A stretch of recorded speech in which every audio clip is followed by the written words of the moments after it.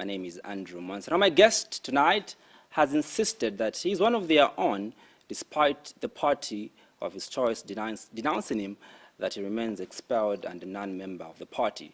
The party has just announced dates when its convention will be held, but that he is ineligible to contest the position of party president, despite having offered himself to defend the ideals of the party he partly helped to establish. The Secretary General of the party, Davis Mwila, has announced April as the month of the convention, while the dates of this particular undertaking still remains close to his chest. My guest tonight on this edition of the assignment program is Kelvin Fube Bwalya, popularly known as KBF, largely considered as a political rogue among those sympathetic to the presidency of Edgar Chagwa Lungu. Mr. Aspiring President or Council, good evening and welcome to this edition of the assignment. Good evening, Mr. Monson. Thanks for having me. It's good to have you. Yeah. I remember the last time we did have this similar conversation was, I think, some time back last year. Last year. I remember that, yes. How have you been, though? I've been good. God has blessed us. We've stayed away from the corona. Oh, yeah? We've been busy at work, busy strategizing, politicking, moving on. We're good. Oh, time is not with you, though. But those joining the conversation on the Muvi TV Plus Bouquet, Channel 1, the Top Star Decoder, Channel 104, you'll be able to come through and give us your comments and your contributions via the number that is scrolling down your screen. Yet those that are joining us from across the continent of Africa, yours are social media platforms. Our social media handle is Ask Muvi TV. YouTube is Ask Muvi TV, also live on the Kelvin Fube page, Facebook page. You can also get to those particular platforms and give us your comments and your contributions regarding the topic we're looking at tonight. We're discussing why KBF. Now let's begin off from the fact that you have continued insisting that you're a member of the Patriotic Front when outrightly the senior members of the party have denounced you, have expelled you. Why? Thank you very much, Mr. Monsa. Every organization, every political party, every NGO, every association of sorts has a constitution. And it is that constitution that regulates the relationship between the members. It is that constitution that regulates how members are going to behave towards each other and how they're going to relate. And in a very valid constitution, there is a disciplinary code of conduct and how members are going to be disciplined. I insist that at heart, I am PF. Because first of all, you must remember our party does not have cards. So even those that are telling me that they've expelled me, if you ask them to produce their party membership cards, they don't have. It was a strategic move we made with the founding father, that PF is in the heart of the person who says is PF. And that's how the association began. Now, they say that, or they claim they have expelled me because of certain charges, certain cases they think they brought against me. There's a history to this one once. When I was being charged with whatever offense, because right now I don't even know what the offense is. When I was being charged with that offense, okay, I was the chairperson of the CCPC, the Competition Commission of this country. I was in Livingston with Honorable Christopher Bwalya Yaluma. We're hosting an international conference on behalf of CCPC, where we had, I think, over 100+ delegates. As chairperson, I had to receive the minister. I had to introduce the minister to the delegates. We had to go into plenary and discuss certain issues. I had to see off the minister. It's called protocol. I was the chairperson. There are records to this effect. So when they sent this charge sheet to my office, I wasn't there. I didn't receive it. Because I wasn't in Lusaka, the provincial chairman, Mr. Monga, decided that was insolence. It was insubordination. They went ahead, conducted that disciplinary hearing in my absence, without me being given an opportunity to defend myself. Then they recommended to the Central Committee that I be expelled. I have never, Mr. Monsa, and I want the Zambian viewers to know this, I have never been given an opportunity to defend myself. It's called due process. How do you expel somebody or recommend expulsion when the person has not even answered your charges? How? I wasn't there. I was in Livingston. Honorable Yaluma knows this. All the members of the commission, CCPC, know this. I was there. When I came back, I was told, no, there's a recommendation that the matter has gone to Central Committee. Central Committee has never called me to hear my matter. So what kind of jungle law is this? This is not law. This is jungle law because it's the elimination of the weak and survival of the fittest. Who does that? And the head of our organization today is a lawyer, just like me. Where does this work? How does it work? I have the party constitution here. This is the PF constitution. Under Article 14 and Article 15 of the party constitution, there are rules about how you engage disciplinary procedures against the person. I'll read so that we are clear. If you allow me. Please go ahead. Yes. Article 14 gives rights to members. Okay? One of those rights is that I have a right to be elected or to be appointed to leadership position in the party. That's the right. I have the right to be present at any discussion of the party that involves me, including disciplinary matters. It's a right I am given. I have a right to discuss constructively and criticize the party and indeed advise the party. These are rights of a member under Article 14. This is the PF Constitution. Under Article 15, there are obligations for a member. One of the obligations of a member is that he must fight against any manifestation of overindulgence, bourgeoisie tendencies, tribalism, regionalism, corruption, nepotism, racial discrimination, and the exploitation of man by man. I am given these obligations as a member to defend the integrity of the party. So where I see the ugly head of corruption, I talk against it. These are rights, obligations on me as a member. Where did I go wrong? Where did I go wrong? I never went wrong anywhere. Now, I was on a national duty as chairperson of the Competition Commission of this country in Livingston when they were purporting to sit over a disciplinary matter. Have you seen the charges they labeled against me? Having an ambition, Bamwansa, and probably not maybe a make us criminal understand, offense. Council, what was the charge that was leveled against you? Because what I remember is gross, is it misconduct or indiscipline? What is gross misconduct by simply saying you want to be president of a party? You tell me. Anywhere in any civilized nation, is ambition a crime? Anywhere in the world. What kind of crime is that? When I was growing up as a child, I was taught to be ambitious. I was taught to be competitive. I was taught to go for what I wanted. I was told to be determined, to be courageous and face whatever I wanted. And also to be respectful. What is the problem? I did that.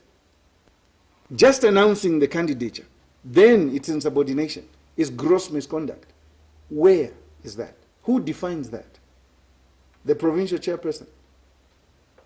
No. It doesn't work like that, Ramans. These are rules in our constitution. I have never, ever been heard by any organ of the party. I have never, ever been summoned to sit in front of them to answer to those allegations. I have never even been summoned by the Central Committee to attend. Why? And we want to sit here and pretend as a ruling party that we follow the rule of law? That's jungle law. Isn't there a provision of petitioning within your party constitution where you feel that you've been How do harshly... I petition, Ramwansa? You must understand, the second leg of this argument is the Central Committee that purported to expel me has no jurisdiction. Again, there's a bit of history to this. The last Central Committee, which was elected in this party, was in 2011 with Wasata. The extraordinary conference we had in 2014 was to elect one person, the president. That's what we did. We didn't touch the members of Central Committee. We were talking about one position. Why? Because there was a death. The Central Committee moved on from 2011. Their term of office is 5 years. By a fluxion of time, 2016, they ran out of office. That's the same committee that's supposed to expel me. They're not there. And if you want to know, most of the original members or Central Committee members who came in with Wasat are not there. What have we had? Appointment upon appointment, nomination upon nomination. It doesn't work like that. Under Article 51 of this Constitution, the PF Constitution, it talks of the Central Committee. Under Article 57 of the Constitution, it tells us how Central Committee members are appointed or elected at a general conference. Even when a member of Central Committee dies or resigns, the general conference is the one that is supposed to elect. I'll read, if you permit me. Please go ahead. Article 57 of the Central Committee, discussing the Central Committee, reads, and I quote, subclause 8. In the event of a member of Central Committee, other than the president of the party, resigning, being implicated, dying, or otherwise ceasing to be a member of Central Committee, the National Council shall elect another person to fill the vacancy. The National Council. End of quote. Is that what has been happening? Of course not. This is the law. Now, you don't promulgate a constitution which is supposed to guide the affairs of a political party. Then you start doing nilly-dilly because you think you've got the authority. It doesn't work. It's illegal. So that is why I have not appealed against this decision, because this Central Committee that sat, the illegal Central Committee that purported to expel me, has no authority. Now, in law, there's a principle. If somebody who has no authority, to inflict disciplinary charges against you, let alone punishment against you, does that, and you appeal, by implication, you are affirming that. You are affirming that this person has authority. I have not even bothered responding to their letter of expulsion, which was delivered 1 year after the fact, because they are not. This is a body that's been making, odd decisions from the time that you left, from the time that you got expelled. Illegal decision. I have told you, the only persons that are recognized in the Central Committee is the president. But even for him, we elected President Edgar Chagolungu, my older brother, in 2014. Okay? He has had 2 elections, and he has won both elections. From 2014, by a fluxion of time, even his office ceased. The party, therefore, has a vacancy. That is why I announced my candidature. The presidency of the party has a vacancy, but he is president. Therefore, de facto, by fact, he is president. But de jure, by law, he is not. That is why we're going for a national conference again, to go and elect a president, because the party has no president. But we must move on, because the law does recognize that by de facto, you can be president, because the vacancy must not be there. These are facts of law. The president knows these principles. I don't believe that my older brother has forgotten his law. No. He's a lawyer like me, so he understands. De facto, de jure. He is president of the party de facto. But he is the Republican president, and I respect him for that. So these legalities, I have refused to antagonize myself in them because I know it's illegal. Yeah. The whole thing is a sham. Many members of the Patriotic Front have suggested that your arrogance is just too much, Council. Arrogance. If you think you've got enough political muscle, if you think you've got enough political grip, why don't you find other alternatives as opposed to troubling and being a thorn in the flesh of the Patriotic Front? Let me begin by stating this, Ramos. There is nothing arrogant about doing the right thing. And please let me enjoy answering this question. Go ahead. Because it's out there in the public and people tend to think I'm this arrogant chap who can't be controlled. No. It's about right and wrong. So there is nothing arrogant about a person saying I am right. Nothing. Now let's speak spiritually. Our Lord Jesus Christ, to some people, was arrogant. But this is the question that everybody must understand. Confidence is not arrogance. Ambition is not arrogance. Please understand, these are simple terms. It's language. Okay? When you are determined to do something, that's not arrogance. When you know you are right, you are right. The word confidence implies faith. Confidence comes from the Greek word confideo, which means having faith. I have faith that I'm right. And I know I'm right. Now, let's move away from the spiritual realm and come to the reality. There's an American president called Abraham Lincoln. In 1863, he signed the proclamation of the emancipation of the slaves against all odds because he was convinced. He had courage, he was determined, and he had the confidence that the nation will understand him later. In 1873, William Wilberforce, being a sick man, pushed a bill in the UK Parliament for the abolition of slavery and the use of British ships for slaves or slave trade. He was right. He had faith and he had confidence and courage to do what he did. Let's move on. In the 1930s, Mahatma Gandhi dumped his law practice, was in India fighting against the British colonialism so that India could become independent. Against all odds, he had the confidence and courage and determination to fight against a brutal system. 1963, JFK gave civil rights to black Americans because they were fighting for those rights. All these years, even after the pronunciation of Abraham Lincoln in 1863, 100 years before, he agreed they must be given these civil rights. They are also human beings. On the 20th of April, 1964, I was 1 year old.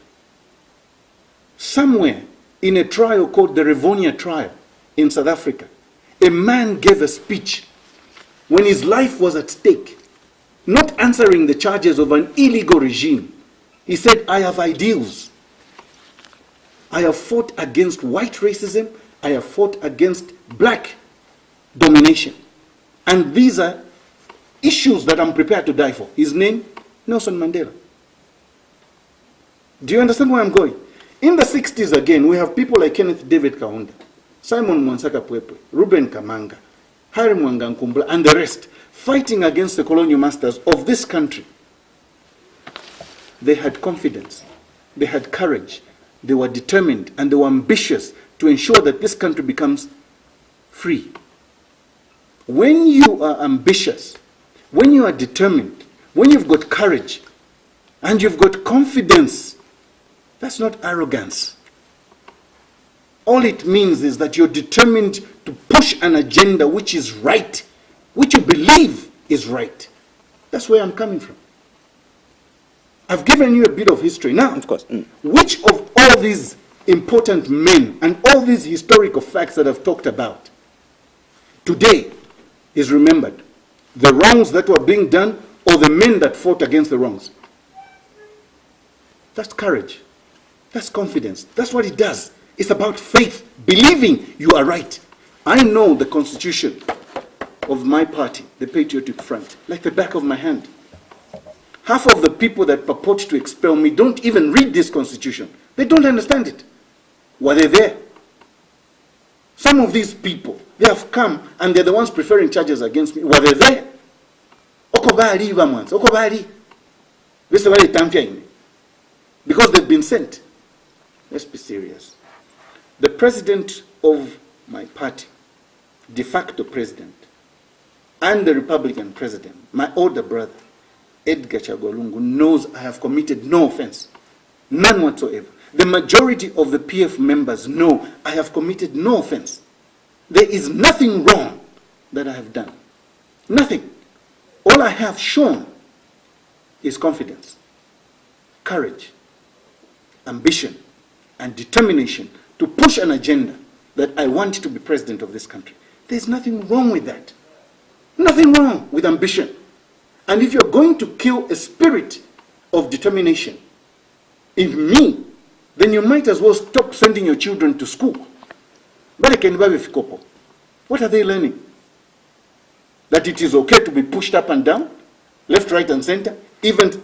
And let me speak to the Zambians. Please move that camera close to me. Zambians, please understand me. This is one of the weaknesses we have as a nation. I'm speaking to everybody as a Zambian, and particularly to my friends in the PF. We tend to have this feeling that just because someone is in authority, everything they do is correct. We should stop it. We should begin to have the spirit to fight against the wrong, even if someone is in authority. And simply because someone is in authority, Ramwansa, it does not mean that he thinks better than all of us, that he is more intelligent than all of us. No, he has been given the responsibility for this particular time to superintend on the affairs of the party, and that's all. But if he does something wrong, you've got to tell him to his face, this is wrong, and I won't accept it. And that's all I'm saying. So to answer your question, in a nutshell, I am saying to the Zambians, I'm saying to the PF members, I have never been arrogant.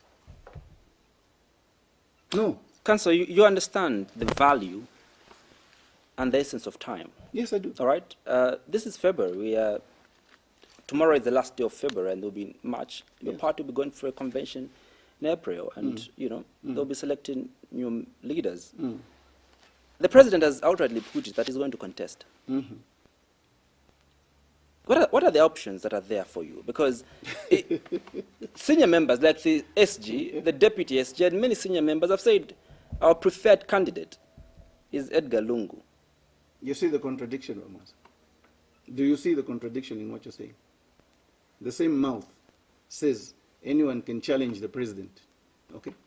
The same mouth says we have a sole candidate. Where's the logic? Where's the logic?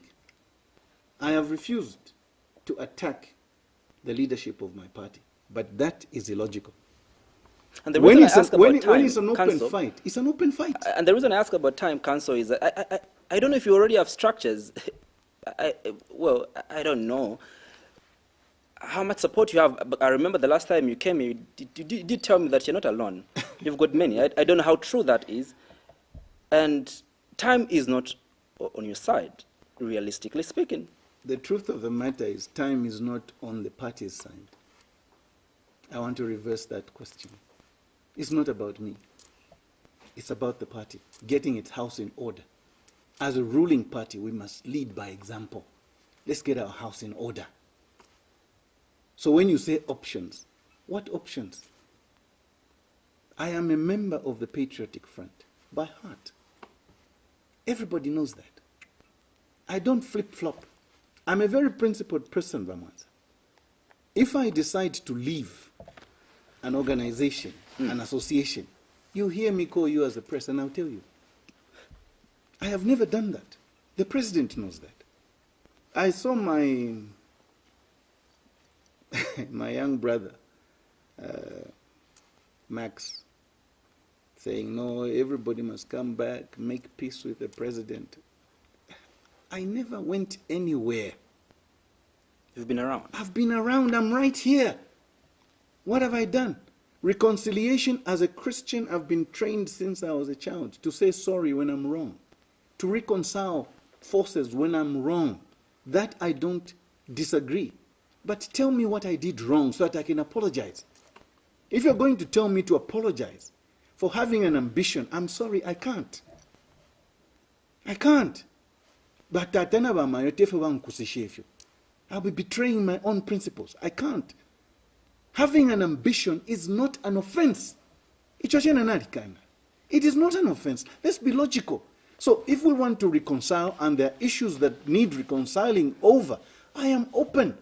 But to say, apologize for having an ambition, Chakosa, I can't. I can't. I'm a man. I've got children. I've brought up children believing in a man who is principled, who is a disciplinarian, who is a father and an example to them. Then I should go and say, you should never have an ambition. What will my children say? What will my friends say? You are stringing us along?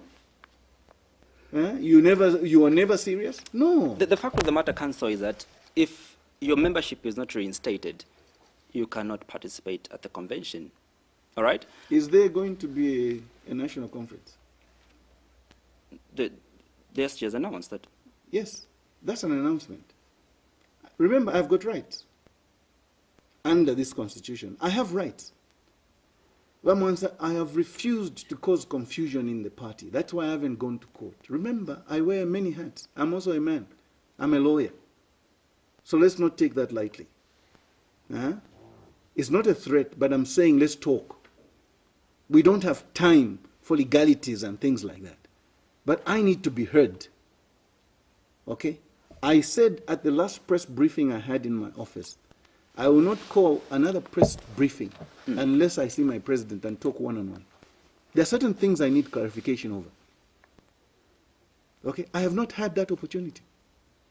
So I haven't called a press briefing. Haven't you tried to reach to him? Don't you have his number? I know I have the president's number. I have sent emissaries to my older brother, the president. I have sent church people. I have sent bishops. I have sent senior citizens of this country to tell him I need to see him. There are certain things I don't want to discuss in the open. We need to talk one-on-one. What's the problem? It's not like I haven't tried. I have. It's not every day you want to be calling the president on the phone. No. You seem okay, surprised. I also know he's a president. He's busy.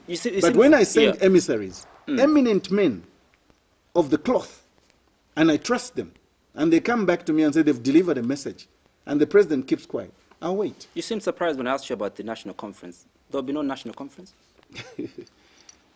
I also have to exercise my rights at that national conference. Clearly, you cannot. Okay. Under the circumstances. Okay. Let's wait and see. But it brings That's me, all I can tell you. Let's wait and see. It also now brings me back, Council, to my earlier question. Because I think if you are challenging your expulsion from the party, all right? And have I gone to court, Bamas? No, as in verbally challenging that, look, I'm not expelled I'm because... not challenging, I'm just refusing it. There's a difference. Please use the right terminologies, Bamas.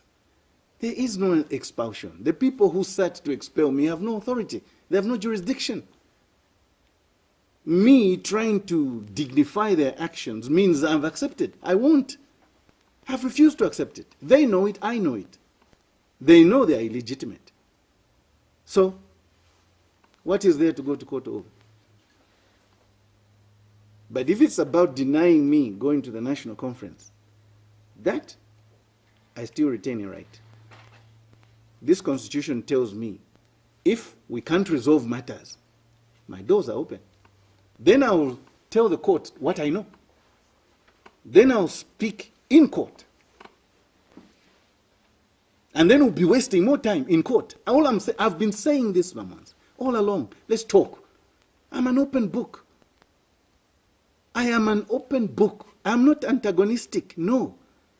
But don't think I have no options, no. We can waste time in court if we need to, until my issues are resolved. I'm sensing, and I'm hearing a contradiction, correct me if I'm wrong. You say if they deny you to go to the convention, you'll have options. You'll go to court.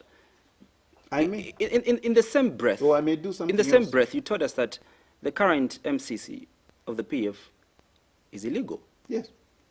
But then how would you participate in a I'll convention be going run to by an illegal? enforce. No, I'll be going to enforce my rights. There's a Secretary General there. Okay? The Constitution says if I want to stand for any position in the party, including the presidency, all I have to do is a day before, I should tell the Secretary General. I'll do that. Let him say no. Then they'll see from me.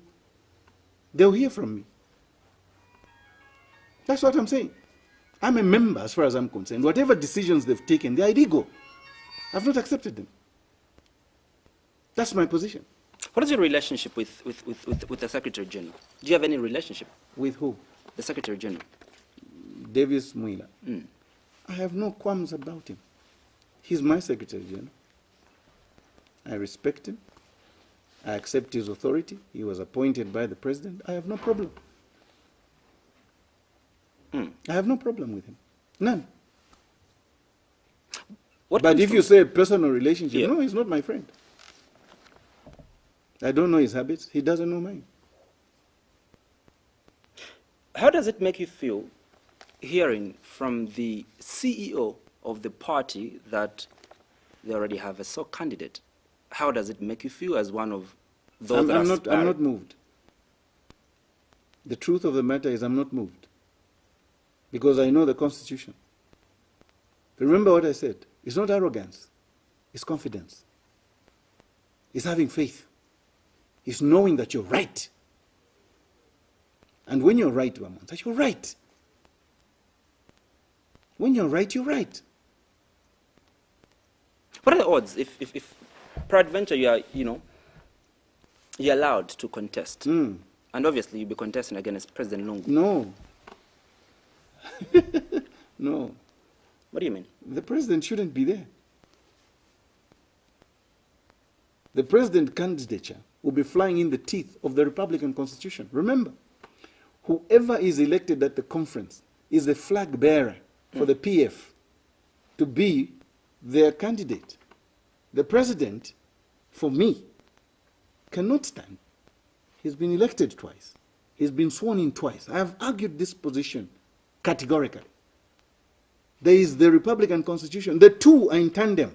This Constitution must fit into the Republican Constitution. The president must not be there as a candidate. No, I have said it. Even on the 23rd of April 2019, where I announced my candidature, I made it clear my older brother must step aside. I have never wanted to challenge President Lungu. That word from me, get it, I have never said it. On every forum I have said I'm not challenging President Lungu. Any candidate, Muleten. Not President Lungu. Not President Lungu. He's my older brother. He's done his 2 terms. He's been elected twice. Charipwa. 2015 to Aliwa elect. 2016 to Aliwa elect. Let him go. Let him go and enjoy his retirement. Let him go and enjoy his retirement. Why are we trying to cling on to a man like he's the only one who can save us? No, we are here. Let President Lungu help us. With his help, we can still win. That's what we did. When we made him candidate, we helped him. You can't help others. I mean, it doesn't make sense to me. We bent backwards. We humbled ourselves for his candidature to be successful. We worked left, right, and center. We bent backwards for him. We did the impossibles for him to go to State House. Why can't he do the same to us? Even by Christian principles, do unto others as you would have them do unto you. Is he denying it? Let him deny. The history is there for Zambians to see. We humbled ourselves. That arrogance they're talking about, if I was arrogant, when the phone rang in the night, London, that we should go to the acting president's home, then Chagwa, in Lewanika, close there, I wouldn't have gone. That's arrogance. I went. I humbled myself. The president, what's going on? He explained. We started a journey together, believing this is the right thing to do. And it was the right thing then. And I have insisted, I have done nothing wrong in supporting the President Lungu. Nothing. All we ask now is that he reciprocates. It's not too much to ask. It's not too much. Well, he's done his bit. 7, 8 years in that office is too much. Nganiko America, 8 years nishnaipwa. You understand? All these legalities of arguing and semantics, no term, no elected twice. The Constitution is clear. The 1996 Constitution, first election. 2016 Constitution, second election. You can't interpret the two using this 2016 election. Constitution. You can't. The first election for Balungu was in 1996 Constitution. A very different book. Ulupapulo Lumbi, when he signed the Constitution amendment on the 5th of January 2016, that's when the new Constitution came into force. The law does not operate retroactive. You can't use the 2016 Constitution to make his candidature of 1996 illegal. You can't. These are principles of law. They are very simple. Any student of constitutional law knows this. Everybody knows. I wasn't sleeping when they taught constitutional law. No, the very intelligent professor, Professor Shimba. He's the late now, but he was a very good professor. Well, we've been told that Abaletali Kavaka Imwena, Lungu will be on the ballot, whether they like it or not. And they say whether KBF likes it or not. No, don't bring a fight between me and my party. I've just given you what my position is. And I believe we shall talk. I believe that. That's what I keep saying to you. There's faith in me. I'm a Christian. I'm a Christian. So when I want to do something, I don't just get up. No, I pray. I believe. I'm not a fighter as people want to. No. Neither to Aleru Sheba Lungu candidature, when my elections, you say.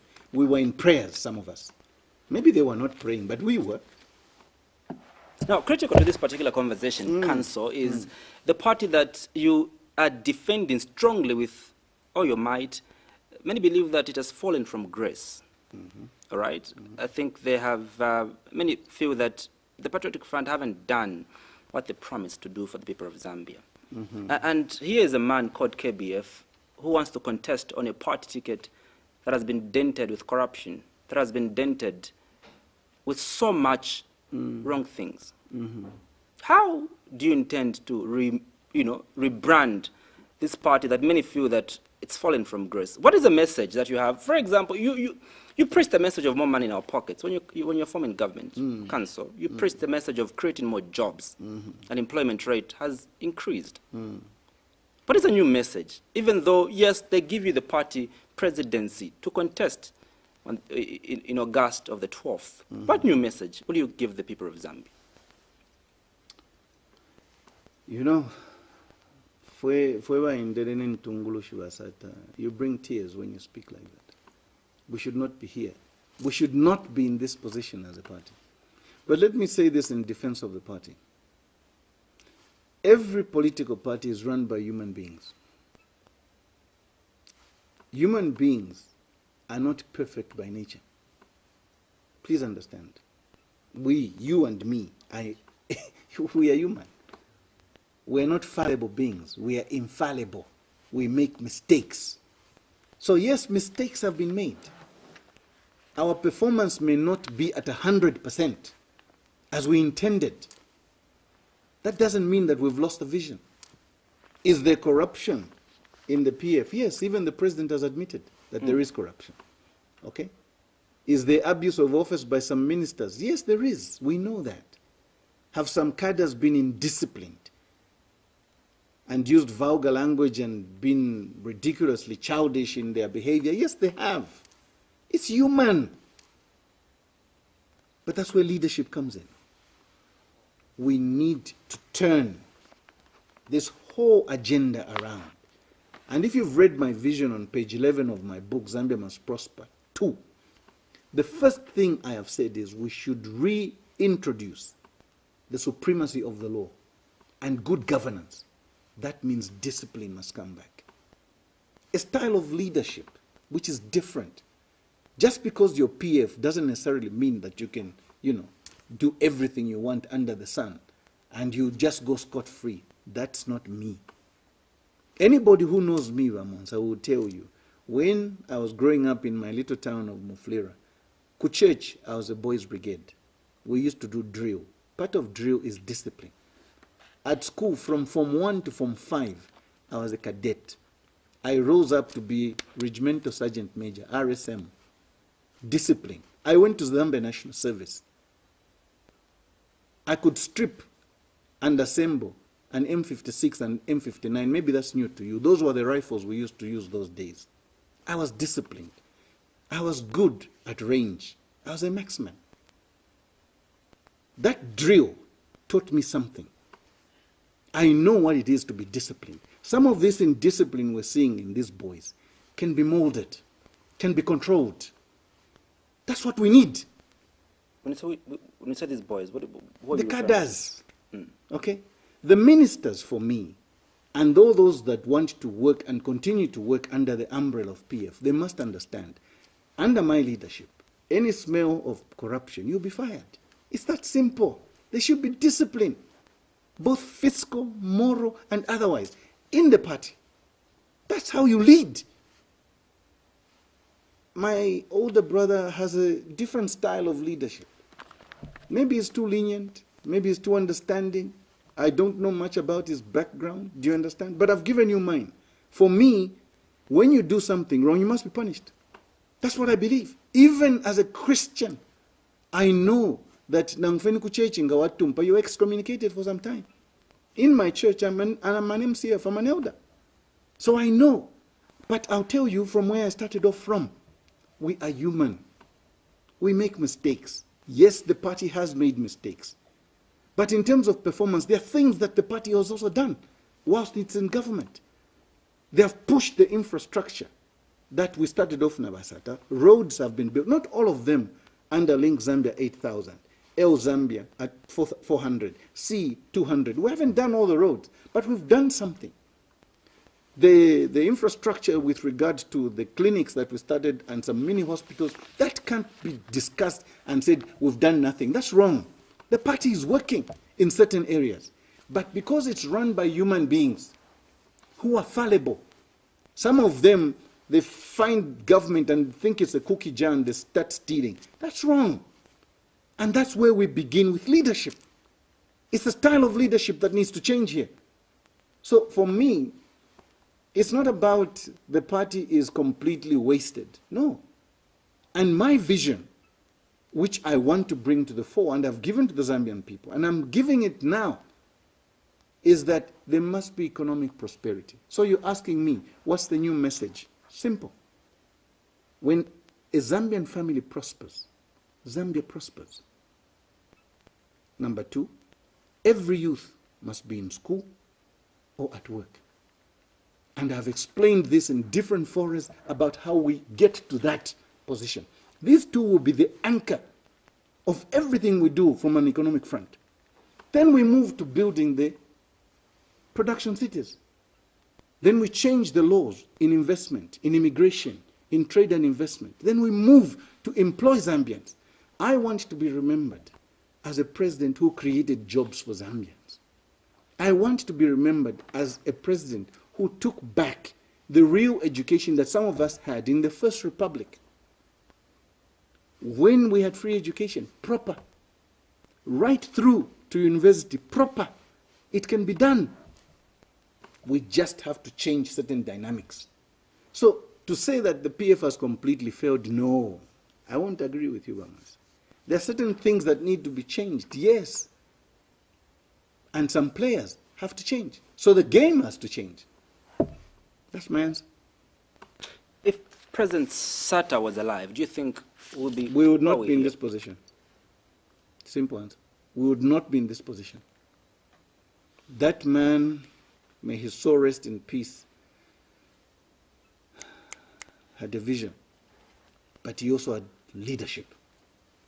That's why some of us gravitated to that. Would you confidently speak the same about this current administration? In terms of vision and in terms of having proper leadership? Well, the president has said he's following the vision of the late. And is this a vision of the late President Sata? In certain respects, yes. In some other areas, he's brought his own vision, his own ideas. And you can't compare two different people from two different eras. They're two different individuals. But what I'm saying for now is, for me, I would rather we go back to the drawing board and pick up where, because I interacted now, we had discussions, one. We knew where we wanted to take this country. We knew if we open up this country, we do the economic roads which are important, and we open up this country. Some of the things they're talking about now, they should have done them years ago. I saw 3 ministers in Congo very soon talking about Chief Mwenda's village crossing a bridge to Lubumbashi, etc. And those things were already there. They were already there, Bwana. We should have done this Nakonde, Serenji Road a long time ago. That's our economic life.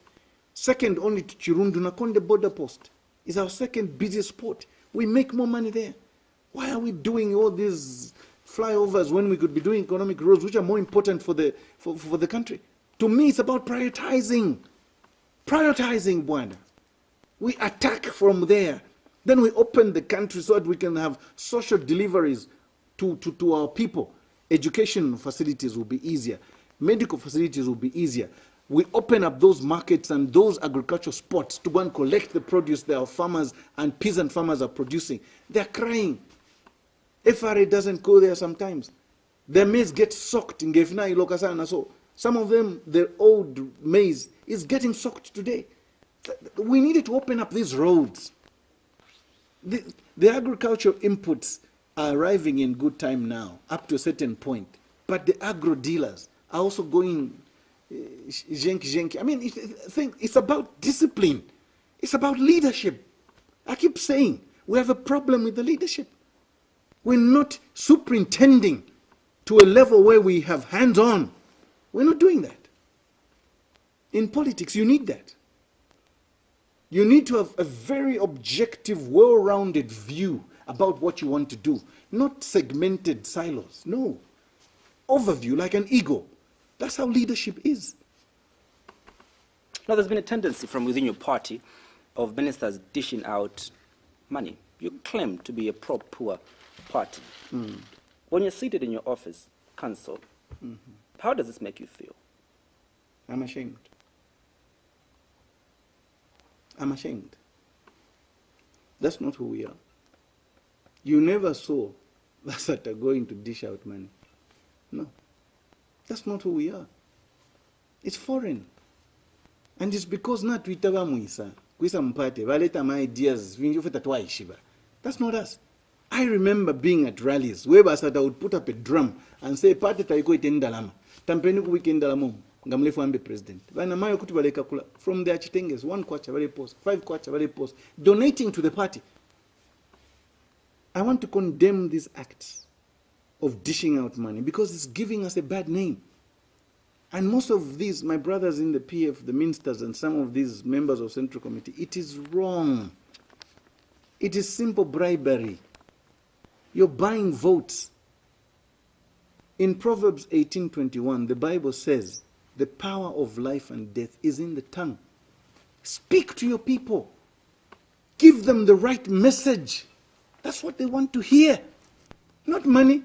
You give them money today, they'll go and buy bread tomorrow. They'll forget about you tomorrow once that bread is flushed. It's gone. But words, Bamwanza, words can build.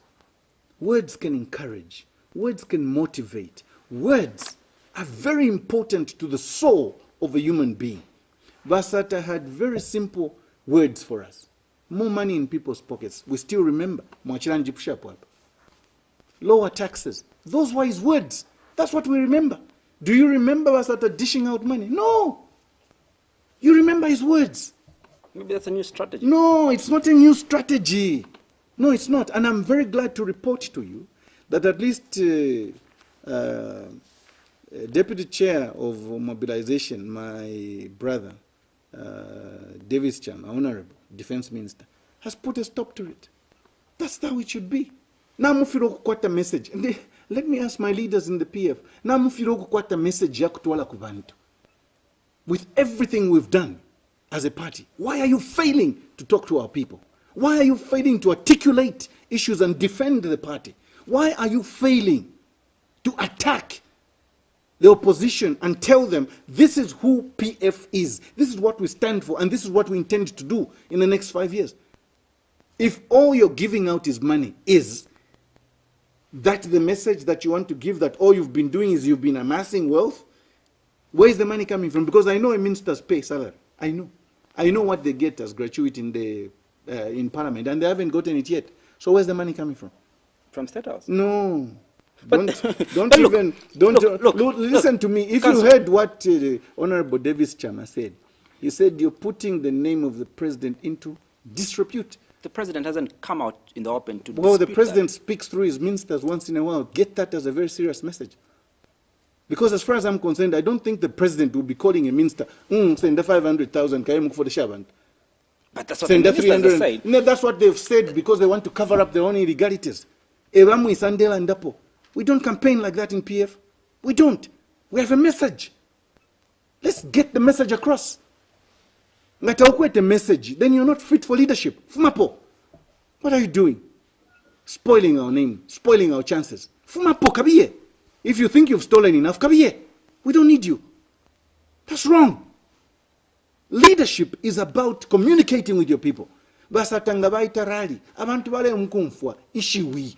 Message, bakwata mutach, baya kunganda baya basatana batuchita promise 1, 2, 3, 4. What will that money be? What promise is that?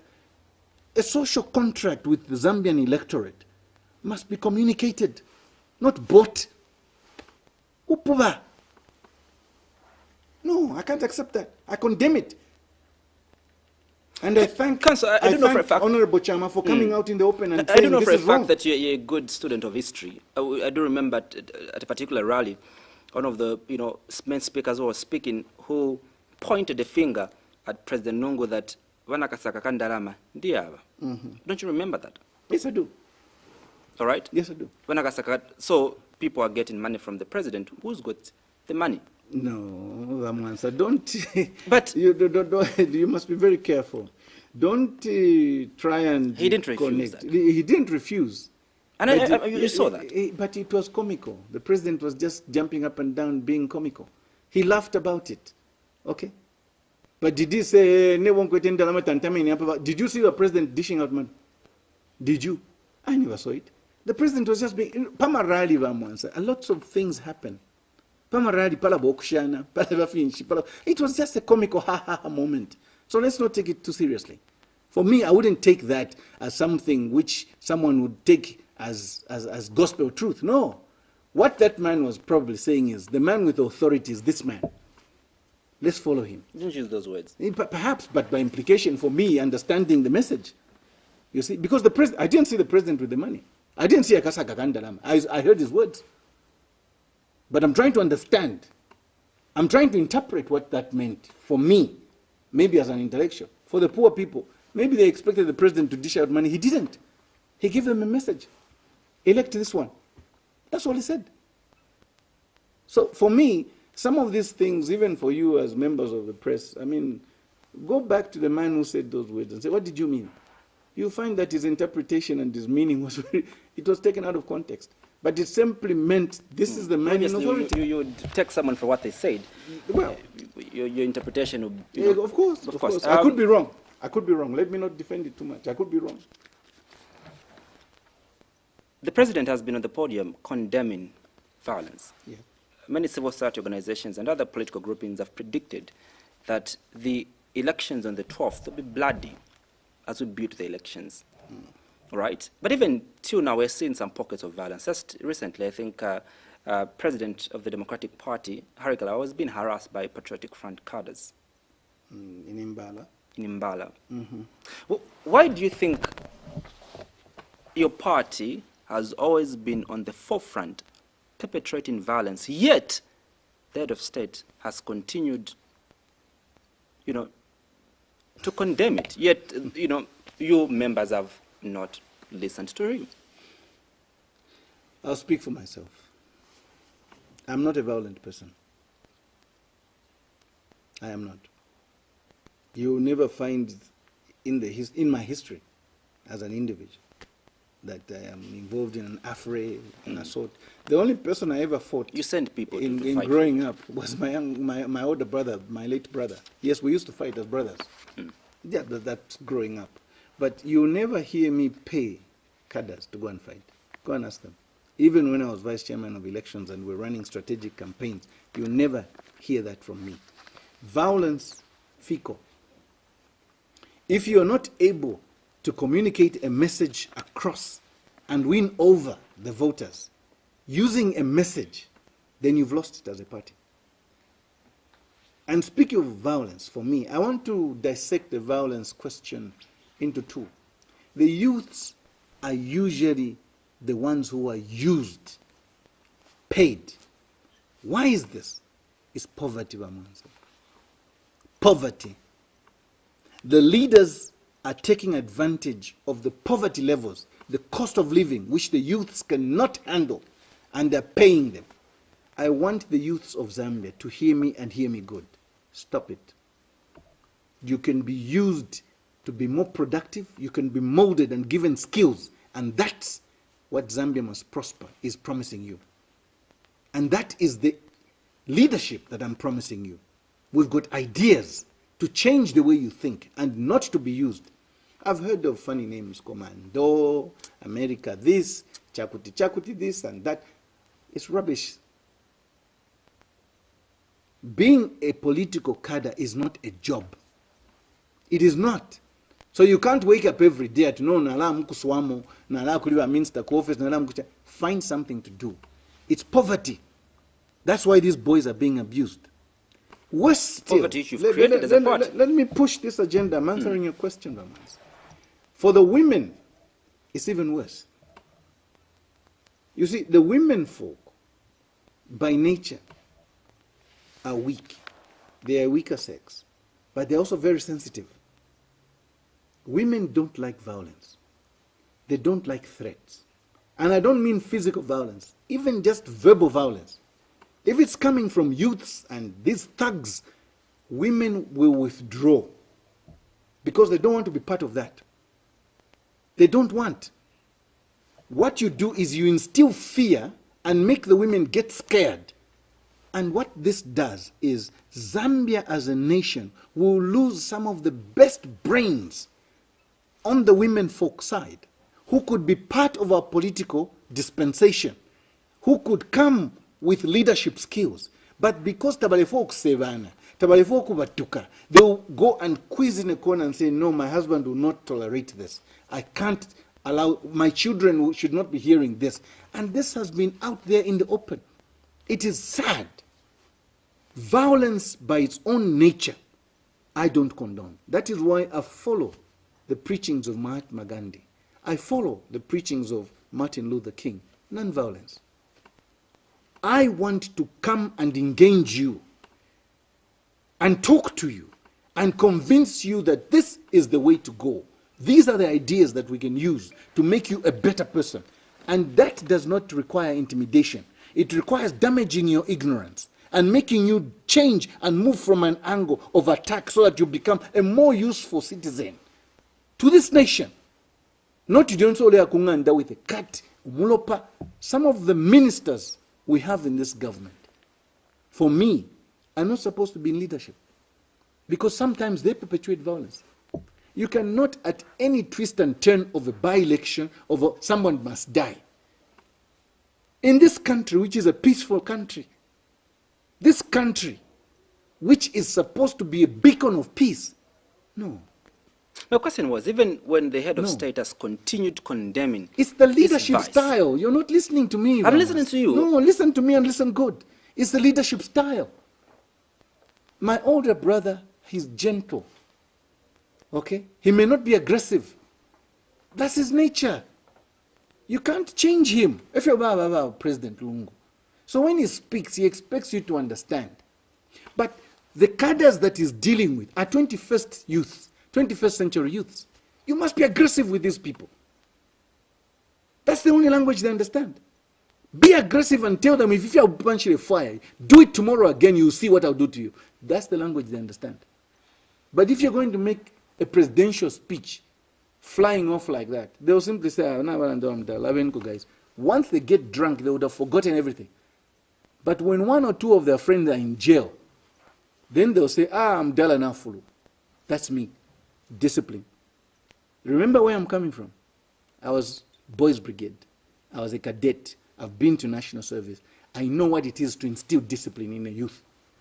That's what we need. These youths must be disciplined. They can't just wake up every day. You switch on your phone, the first thing is these vulgar insults everywhere. We can't. And the people who are insulting are known. When you flip the coin with women, those who want to partake in politics now, even the women are becoming violent verbally. The women are insulting on the phone. The women are becoming more aggressive, more assertive than the men. Why? Because they think that's the only language for you to be acceptable in this political dispensation. No. Namaya fuyo abo wakutentemba, wakunyengerera. That's their nature. Tuipangaba namayo babi abao me. It is wrong. But we shouldn't intimidate them. We shouldn't threaten them. Yeah. Let them enjoy the political space so that we can get the best brains attracted into the political sphere of this country. Probably it's the right time to pitch in my last question to you. Yes, sir. Council, you spoke about young people being vulgar on social media and all that. There's a conversation that is moving in our country where government wants to enact a cybersecurity and crimes bill. What are your thoughts, of this particular bill? I see. I had a look at the bill, the proposed bill, and certain propositions which are being pushed forward, I agree with. I agree. There's supposed to be a certain amount of regulation, but really this is about control of the cyberspace. It's about controlling which kind of people can say what they want to say and the kind of crimes that go on the social media platforms. When I was chairperson of the CCPC, I'll tell you that we were dealing with what we termed as 411 crimes.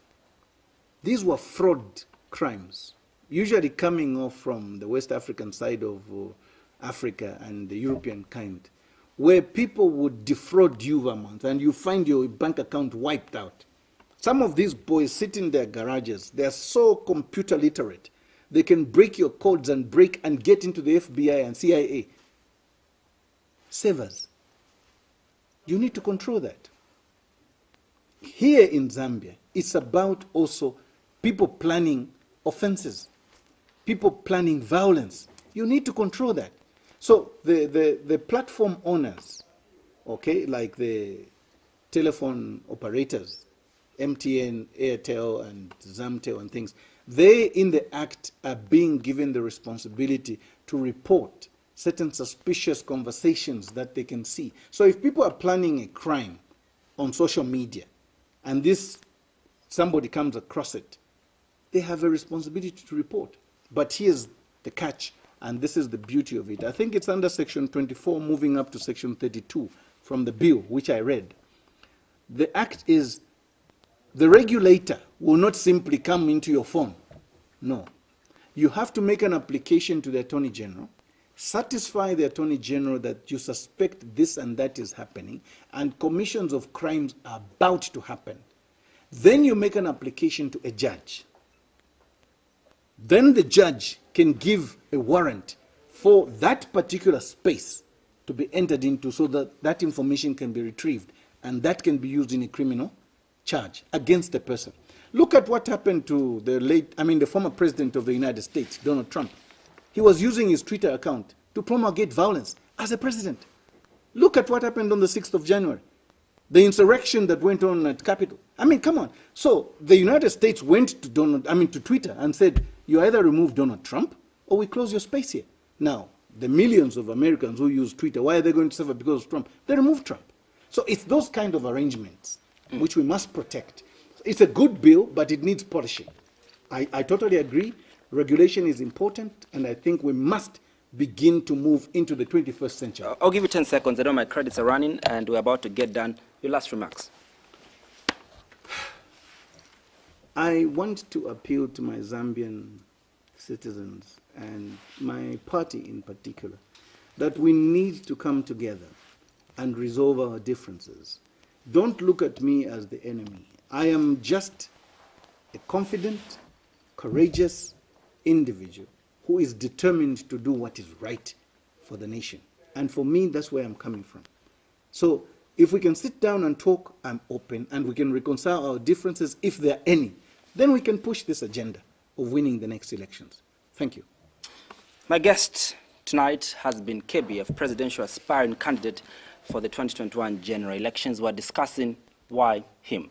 Council, thank you so much for having made time. I greatly appreciate it. Thank you very much. I wish you all the best. Thank you very much. Thank you. Good night. Good night.